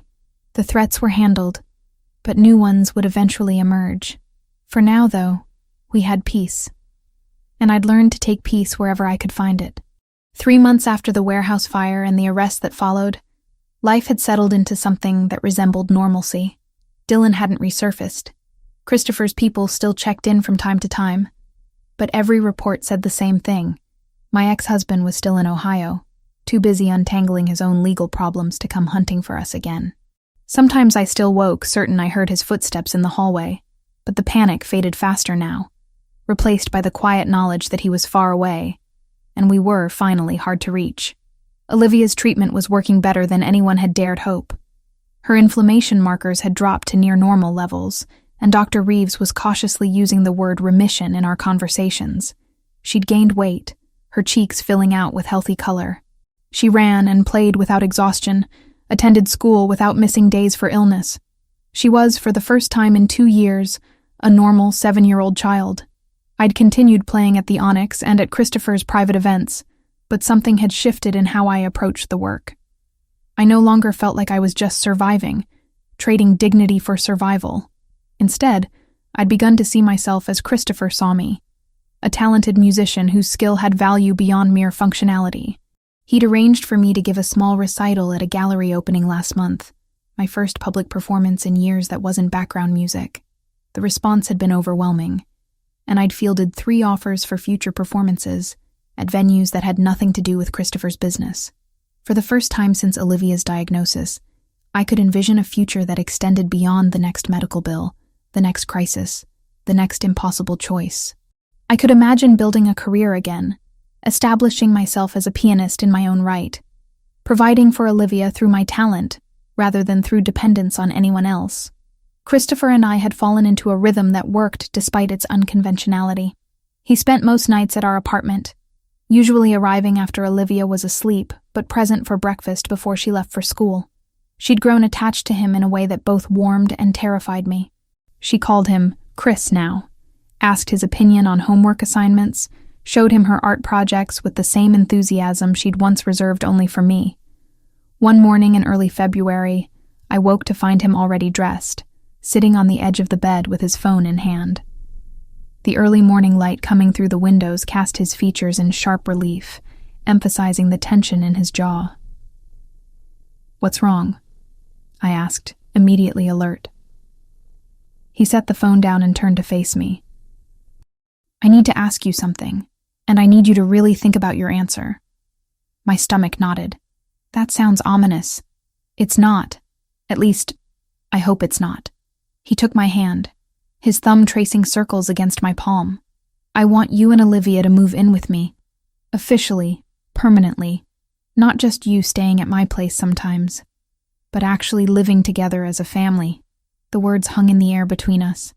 I sat up, pulling the sheet around myself, kneading the barrier while I processed what he was asking. "Christopher, we've only been together for 5 months. I know how long it's been. I've counted every day." His expression was serious, vulnerable in a way I rarely saw. "But I also know that what we have isn't typical. We didn't meet under normal circumstances. We didn't date conventionally. And we've already weathered crises that would break most relationships. So, why are we pretending that we need to follow some standard timeline? Because Olivia is involved? Because moving too fast could hurt her if this doesn't work out? And what about moving too slow? What about teaching her that love requires constant hedging, constant doubt, constant testing before commitment?"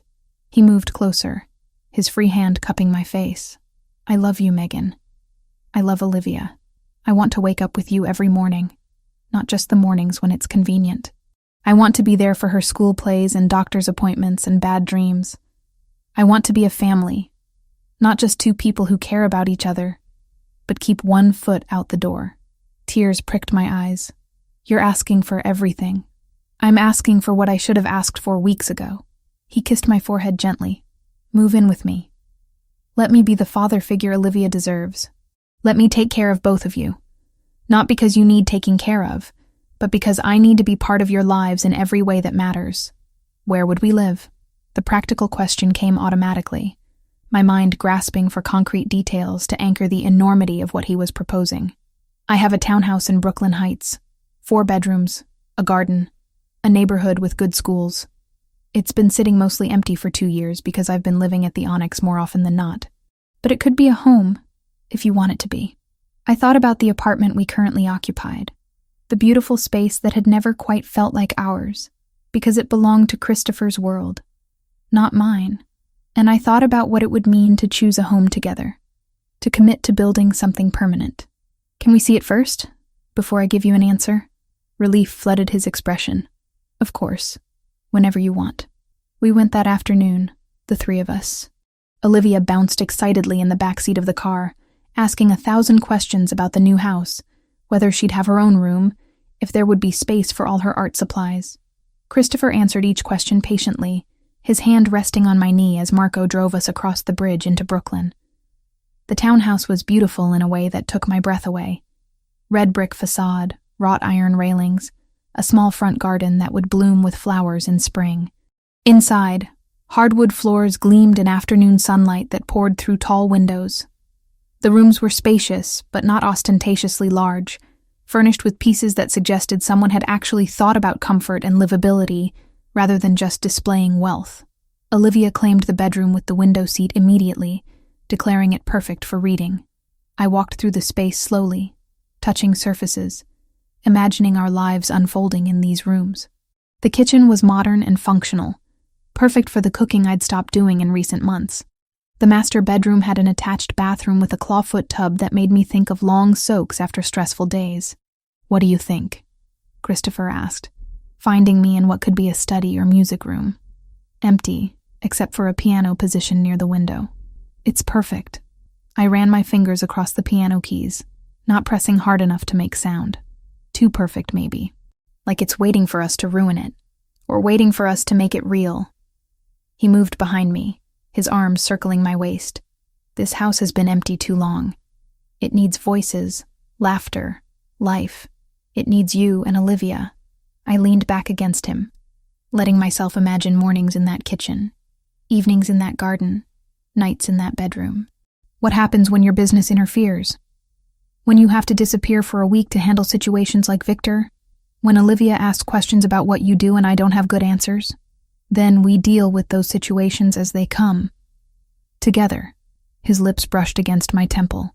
"I'm not asking you to pretend I'm something I'm not. I'm asking you to accept all of me, the good and the complicated and the dangerous, the same way I accept all of you.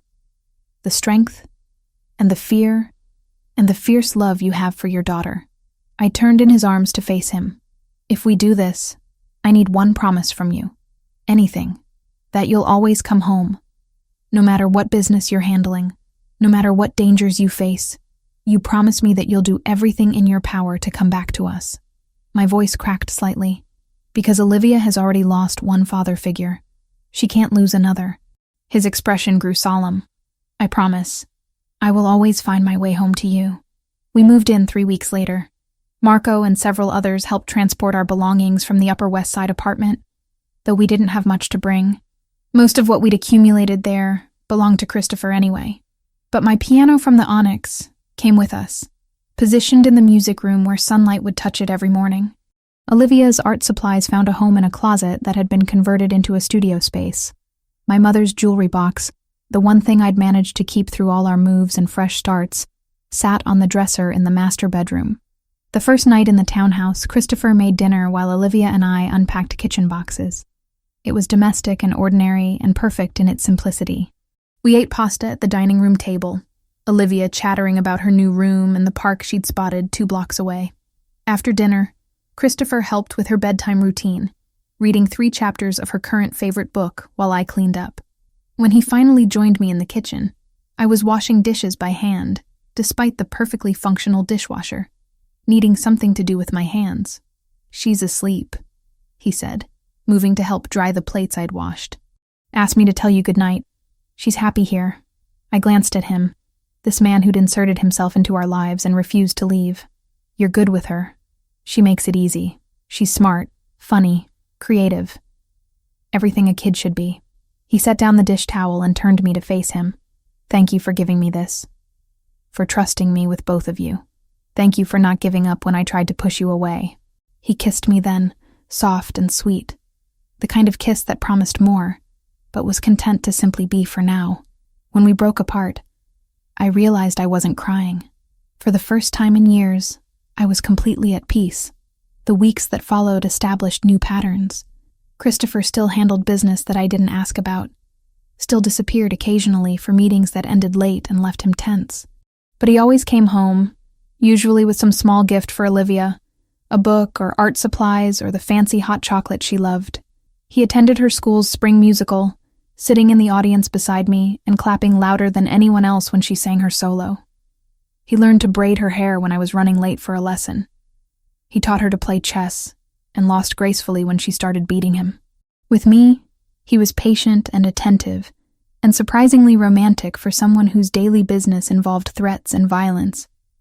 He took me to concerts at Carnegie Hall, to gallery openings, to quiet dinners at restaurants that had nothing to do with his empire.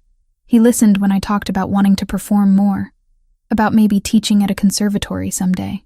He encouraged the dreams I'd buried under years of survival and fear. One Saturday afternoon in early May, we were in the garden. Christopher was teaching Olivia how to plant tomatoes while I watched from the back steps, coffee in hand. The spring sun was warm, the air filled with birdsong and Olivia's laughter as she got dirt all over herself. And I realized, with sudden clarity, that I had stopped waiting for disaster. For so long, happiness had been temporary, borrowed, something that would inevitably be ripped away. But watching Christopher patiently guide Olivia's hands as she patted soil around a seedling, seeing the genuine affection in his expression, I finally believed this might last. "Mom," Olivia called. "Chris says we can plant flowers too. Can we get roses?" "Whatever flowers you want, sweetheart." Christopher looked up and caught my eye, his expression warm and content in a way I'd never seen on anyone before. He mouthed, "I love you." And I mouthed it back, the words as natural as breathing now. That evening, after Olivia was in bed, Christopher and I sat in the garden with glasses of wine, watching the sun set behind the neighboring buildings. "Do you ever regret it?" I asked quietly. "Getting involved with us? Taking on all the complications we brought into your life?" He was quiet for a moment, considering. "I regret a lot of things in my life, Megan. Choices I made, people I hurt, opportunities I missed. But you and Olivia? Never. Not for a second. Even though we changed everything? Especially because you changed everything." He pulled me closer, tucking me against his side. "Before you, I was going through motions. Building an empire that would outlast me, but never give me anything worth living for. You gave me purpose beyond power. You gave me family." I tilted my head up to kiss him, tasting wine and promises on his lips. "We should probably talk about the future at some point. About what happens when Olivia gets older and starts asking harder questions. About whether we want to make this official in some legal sense. Are you proposing to me, Miss Foster?" His tone was teasing, but his eyes held genuine hope. "Maybe I am. Eventually." I smiled against his mouth. "But not tonight. Tonight I just want to sit here with you and be grateful for this moment." "I can do that." He settled back, holding me close while the last light faded from the sky. "I can do that for as long as you'll let me." And that, I realized, was the real victory. Not escaping Dylan, not securing Olivia's treatment, not even finding love in the most unlikely of places. The real victory was learning to accept happiness without constantly looking over my shoulder for the disaster that would end it. Some threats would always linger on the horizon. Christopher's world was dangerous, and choosing to be part of it meant accepting risks I couldn't fully control. But we'd face those together, as a family, with all the strength that came from being truly seen and loved. For tonight, for this moment, that was more than enough. It was everything.